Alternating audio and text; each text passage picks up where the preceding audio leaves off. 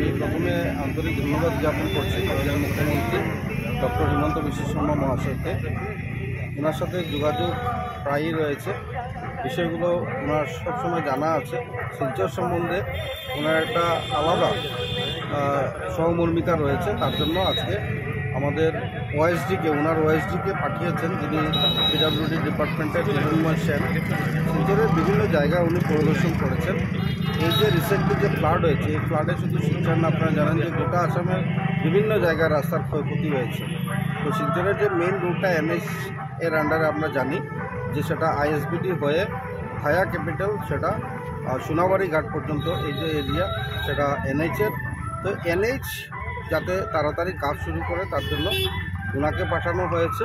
আর শিববাড়ির sinking জোনটা specially আজকে আরেকবার উনি হিরণময় সেন আমাদের ওএসডি উনি দেখে গেছেন, যাতে তাড়াতাড়ি কাজ শুরু করা যায়। বৃষ্টিটা ধরলেই এই হাইটেক যে কোম্পানি রয়েছে, এই কোম্পানি ইতিমধ্যে তারা অফিস বানিয়েছে, অনেক তাদের মেশিনারিসও এসছে, কিন্তু যেটা রিগ যেটা দিয়ে আপনার পাইলিং হবে, এটা প্রবল বর্ষণের জন্য মেঘালয়ের যে রাস্তা, এই খারাপ জায়গাটা ক্রস হতে পারছে না। মেঘালয় গভর্নমেন্ট সেটাকে পাস দেয়নি এখনও। রাস্তা ভালো হলেই রিগটা চলে আসবে, তখনই পাইলিংয়ের কাজ শুরু হবে। তার আগে একটা সাবওয়ে রয়েছে, সাবওয়েতে যাতে 3 হুইলার 4 হুইলার গাড়িগুলো যেতে পারে, সেই ব্যবস্থাটা তারা করবেন। তো এই গোটা বিষয়গুলো দেখার জন্য মেনলি আমাদের ওএসডি এখানে আজকের দিনে এটাকে পরিদর্শন করে গেছে।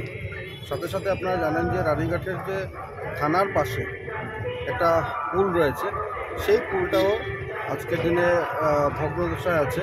তো সেটাকেও কাজ শুরু হয়েছে, কিন্তু সাইড বাই সাইড সেটারও একটা সাবওয়ে লাগে।